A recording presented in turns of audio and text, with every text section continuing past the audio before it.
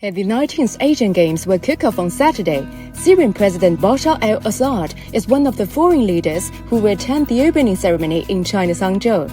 In an interview with Xinhua ahead of Assad's visit, Syrian Foreign Minister Faisal Mekdad expressed hope that this visit will further advance the friendly relationship between the two countries.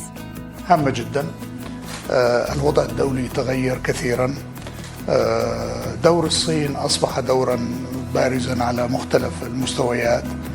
الصين تقوم بدور هائل لصالح البشرية وتقدمت بالكثير من المبادرات في هذه المجالات.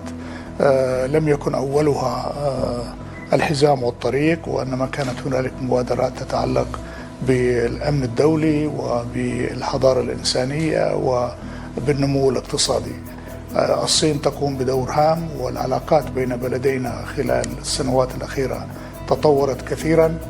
Mekdad also expressed optimism for the future relations between China and Arab countries. العلاقات الصينية العربية تقوم على المنفعة المشتركة، على مبدأ وين كما يقال غربيا، ومن خلال تقديم المساعدات السخية من قبل الصين للدول العربية التي تحتاج إلى هذه المساعدات بما في ذلك سوريا.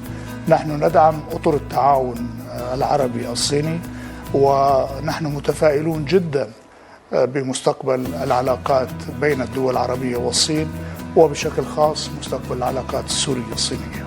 Regarding the Asian Games, Mekdad said he's grateful for all the preparations made by China and he expected Syrian athletes to perform well in the matches.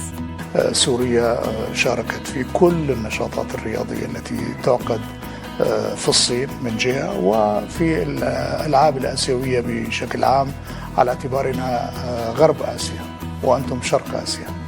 فأنا متفائل جدا بأن يتمكن الفريق السوري من ربح عدد من المباريات من خلال الفرق التي ستشارك، ونحن ممتنون ونشعر بالارتياح لكل التحضيرات التي قامت بها الدولة الصينية من أجل إنجاح هذه الألعاب.